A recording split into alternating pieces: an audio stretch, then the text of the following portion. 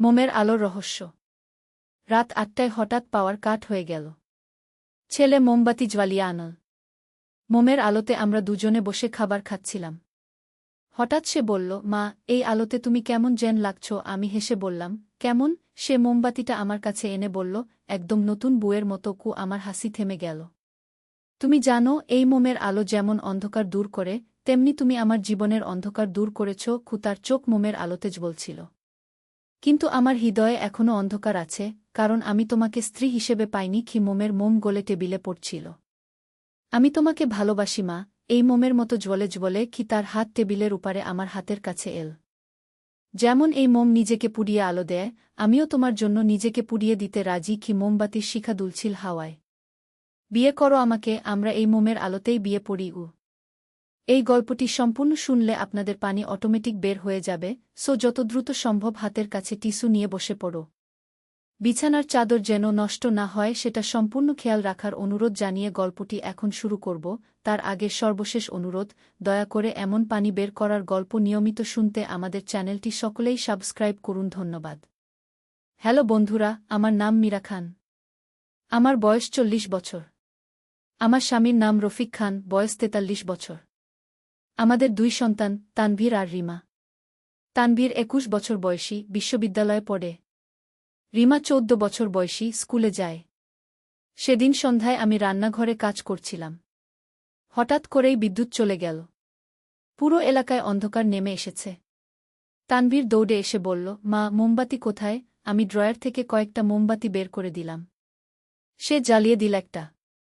মোমের আলো ঘরটাকে একটা রহস্যময় পরিবেশ দিয়ে দিল। আমি আর তানভীর টেবিলে বসে খাবার খাচ্ছিলাম। হঠাৎ সে আমার দিকে তাকিয়ে বলল, মা, এই মোমের আলো তুমি অনেক সুন্দর লাগছ গু। আমি হাসি দিয়ে বললাম, কেন, আগে সুন্দর লাগতাম না নাকি? সে মোমবাতিটা আরেকটু কাছে এনে বলল, না মা, আজকে অন্যরকম লাগছে। একদম নতুন বউয়ের মতো লাগছ। কথাটা শুনে আমার হাসি থেমে গেল। মা, তুমি জানো, এই মোমের আলো যেমন অন্ধকার দূর করে দেয়, ঠিক তেমনি তুমিও আমার জীবনের সব অন্ধকার দূর করে দাও। তার চোখ দুটো মোমের আলো ঝিলমিল করছিল। আমি একটু অস্বস্তি বোধ করলাম। তানভীর, তুমি কি বলছ? মা, আমি সত্যি কথা বলছি। আমার হৃদয়ে একটা অন্ধকার আছে, কারণ আমি তোমাকে স্ত্রী হিসেবে পাইনি। মোমের মোম গলে গলে টেবিলে পড়ছিল। আমি তোমাকে ভালোবাসি মা, এই জ্বলন্ত মোমের মতো করেই ভালোবাসি। তার হাত টেবিলের উপর দিয়ে আমার হাতের কাছে এগিয়ে এল। যেমন এই মোম নিজেকে পুড়িয়ে আলো দেয়, আমিও তোমার জন্য নিজেকে পুড়িয়ে দিতে প্রস্তুত। মোমবাতির শিখা হাওয়ায় দুলছিল। মা, আমাকে বিয়ে করো। আমরা এই মোমের আলোতেই বিয়ে পড়ে নিই। আমি হতভম্ব হয়ে গেলাম। তানভীর, তুমি কি বলছ? আমি তোমার মা। কিন্তু মা, আমি জানি তুমিও আমার জন্য কিছু অনুভব করো। তোমার চোখে আমি দেখেছি। সে আরও কাছে এসে বসল। আমরা একসাথে একটা নতুন জীবন শুরু করতে পারি। বাবা তো আজকাল ব্যবসার কাজে বাইরে থাকেন। আমরা দুজনে মিলে থামো, আমি চিৎকার করে উঠলাম। তুমি কি বলছো জানো? এটা পাগলামি। তানভীর মোমবাতি হাতে নিয়ে আরও কাছে এল। মা, প্লিজ আমার কথা শোনো। আমি তোমার সাথে সারা জীবন কাটাতে চাই। তুমি আমাকে যেভাবে ভালোবাসো, আমিও তোমাকে সেভাবেই ভালোবাসি। কিন্তু আমার ভালোবাসা আরও গভীর, আরও প্রগাঢ়। মোমের আলো তার মুখটা অদ্ভুত দেখাচ্ছিল। আমি ভয় পেয়ে গেলাম। তানভীর, তুমি ঠিক আছো তো? এভাবে কথা বলছো কেন? মা, আমি সম্পূর্ণ ঠিক আছি। আমি শুধু আমার মনের কথা বলছি। সে মোমবাতিটা টেবিলের মাঝখানে রাখল। দেখো মা, এই মোম কতটা সুন্দর করে জ্বলছে। আমাদের ভালোবাসাও এমনি করে জ্বলবে। আমি ভাবলাম, এটা নিশ্চয়ই কোনো রোগের লক্ষণ। হয়তো মানসিক কোনো সমস্যা। তানভীর, তুমি ডাক্তারের কাছে যাও। তোমার না মা, আমার কোনো সমস্যা নেই। আমি শুধু তোমাকে ভালোবাসি। এইটুকুই সমস্যা যদি হয়। সে আমার হাত ধরার চেষ্টা করল। মা, তুমি আমাকে একবার সুযোগ দাও। আমি প্রমাণ করে দেখাবো যে আমি তোমাকে কতটা ভালোবাসি। আমি হাত সরিয়ে নিলাম। তানভীর, এটা ভুল। তুমি আমার ছেলে। আমি তোমার মা। কিন্তু মা, প্রেমের ক্ষেত্রে এসব বাধা কিছু না। আমরা যদি সত্যিই একে অন্যকে ভালোবাসি, তাহলে সমাজ কি ভাববে সেটা দেখার কিছু নেই। তার চোখে একটা অদ্ভুত উন্মাদনা দেখা যাচ্ছিল। হঠাৎ করেই বিদ্যুৎ ফিরে এল। ঘর আলোকিত হয়ে উঠল। মোমবাতির আলো আর প্রয়োজন নেই। তানভীর মোমবাতিটা নিভিয়ে দিল। আলো তার চেহারা দেখে আমি আরও চিন্তিত হয়ে পড়লাম। সে একদম স্বাভাবিক দেখাচ্ছে। যেন এইমাত্র যা বলল সেটা নিয়ে কোনো সমস্যাই নেই। মা, আমি গিয়ে পড়াশোনা করি। আমার কাল একটা পরীক্ষা আছে, সে একদম স্বাভাবিক গলায় বলল। তানভীর, তুমি এইমাত্র যা বলছিলে সেটা নিয়ে কিছু বলবে না? আমি প্রশ্ন করলাম। সে একটু ভাবল। তারপর বলল, কি বলছিলাম মা? আমি তো শুধু বলেছিলাম যে মোমের আলো তুমি সুন্দর লাগছিলে। এতে অস্বাভাবিক কি আছে? আমি হতবাক হয়ে গেলাম। সে কি আসলেই ভুলে গেছে? নাকি ভান করছে? তুমি আরও কিছু বলেছিলে গি? কি বলেছিলাম মা? আমার তো মনে নেই কি। সে সত্যিই বিভ্রান্ত লাগছিল। আচ্ছা, আমি গিয়ে পড়ি। তুমিও তাড়াতাড়ি ঘুমিয়ে পড়ো। সে চলে গেল। আমি একা বসে রইলাম। এটা কি হলো? সে কি সত্যিই ভুলে গেছে? নাকি আমার মনের ভুল? মোমের আলোর কারণে আমি কি কিছু ভুল শুনেছি? পরদিন সকালে স্বামী রফিক ব্যবসার কাজ থেকে ফিরে এল। আমি তাকে রাতের ঘটনা বলার কথা ভাবলাম। কিন্তু কি বলবো? যদি তানভীরের আসলেই কিছু মনে না থাকে? যদি আমি ভুল শুনে থাকি? তানভীর সকালে একদম স্বাভাবিক ছিল। রিমার সাথে হাসাহাসি করছিল। বাবার সাথে গল্প করছিল। আমার সাথেও স্বাভাবিক ব্যবহার করছিল। আমি ভাবলাম, হয়তো আমার মনের ভুল ছিল। মোমের আলো হয়তো কিছু ভুল বুঝেছি। কিন্তু সেদিন রাতে আবার বিদ্যুৎ চলে গেল। তানভীর আবার মোমবাতি নিয়ে এল। আমি ভয় পেয়ে গেলাম। মা, চলো আমরা আবার মোমের আলো খাবার খাই, সে হাসি মুখে বলল। আমি রাজি হতে পারলাম না।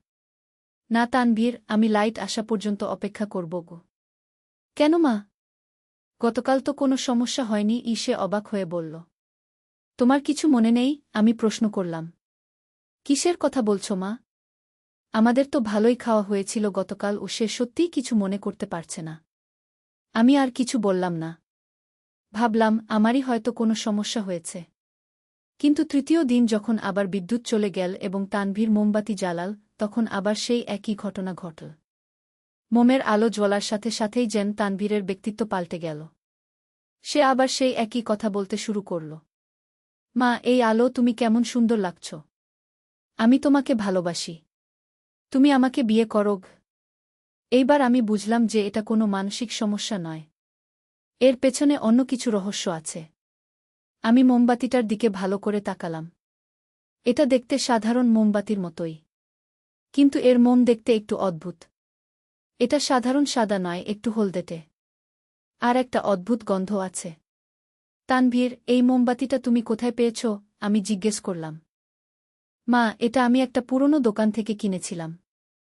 দোকানদার বলেছিল এটা খুবই বিশেষ মোমবাতি।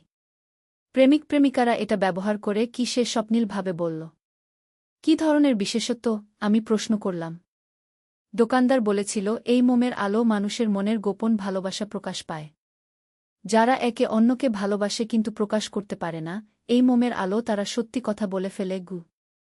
আমার গা শিউরে উঠল। তুমি এই মোমবাতি কেন কিনেছিলে? মা, আমি ভেবেছিলাম তোমার উপর পরীক্ষা করে দেখব। তুমি আমাকে কতটা ভালোবাসো। সে নির্দোষভাবে হাসল।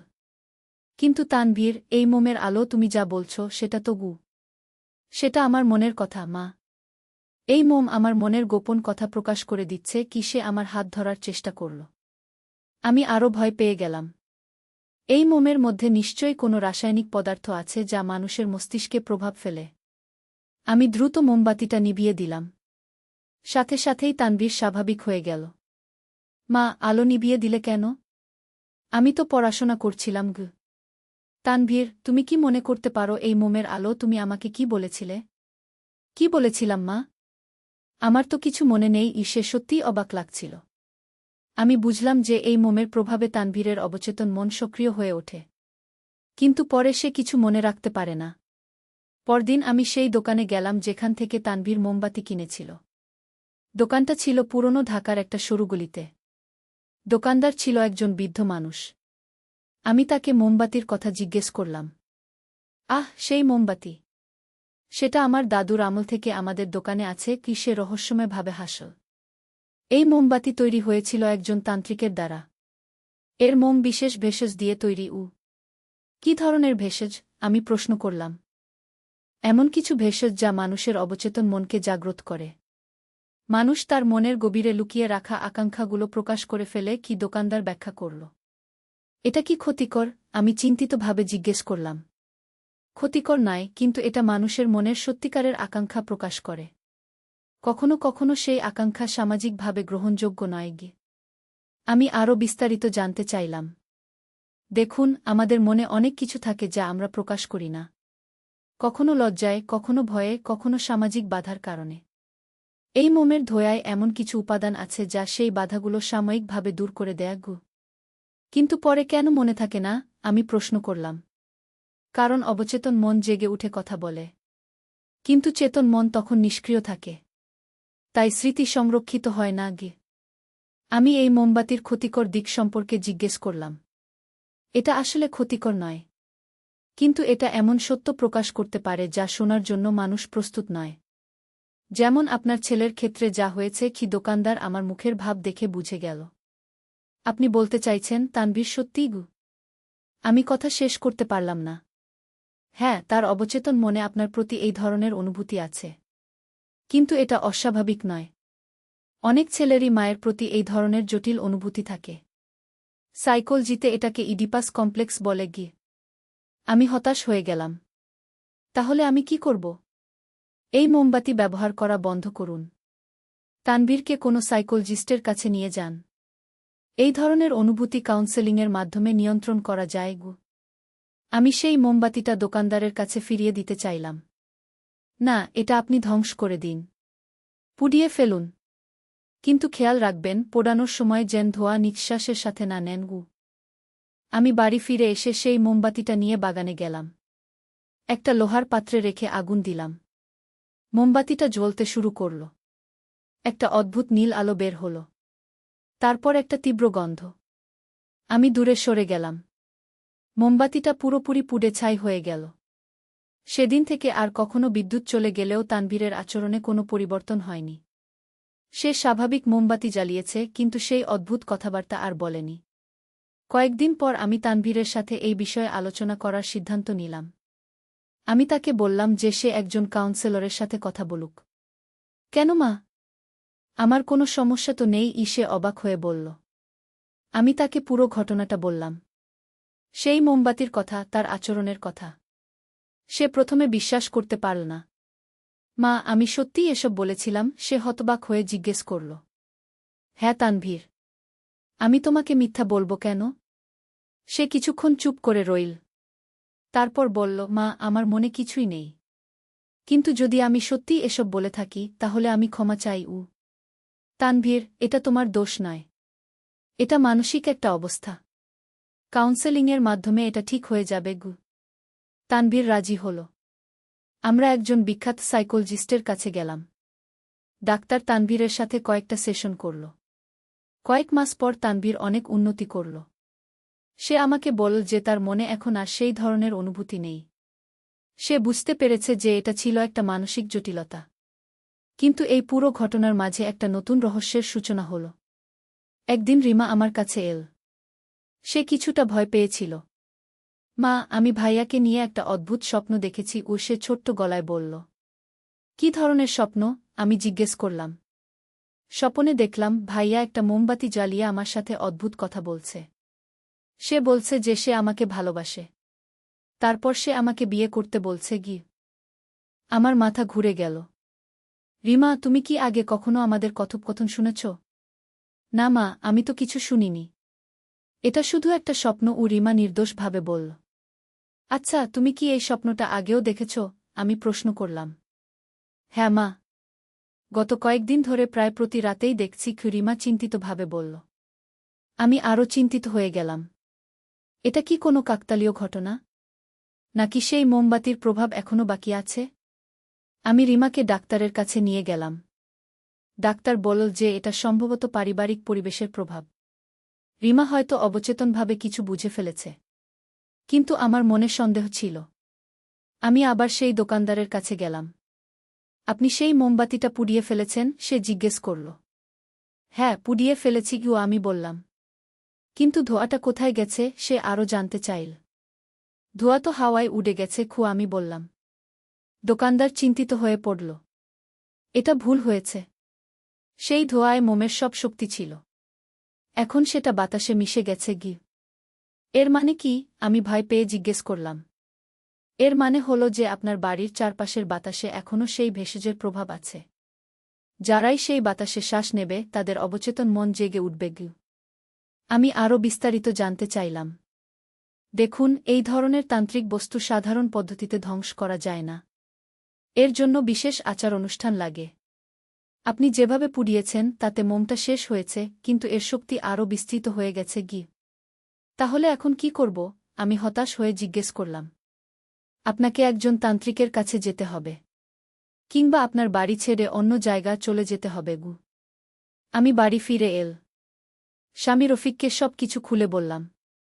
সে প্রথমে বিশ্বাস করতে পারল না। কিন্তু রিমার স্বপ্নের কথা শুনে সে চিন্তিত হয়ে গেল। তাহলে আমরা বাড়ি বদল করব? রফিক প্রশ্ন করল।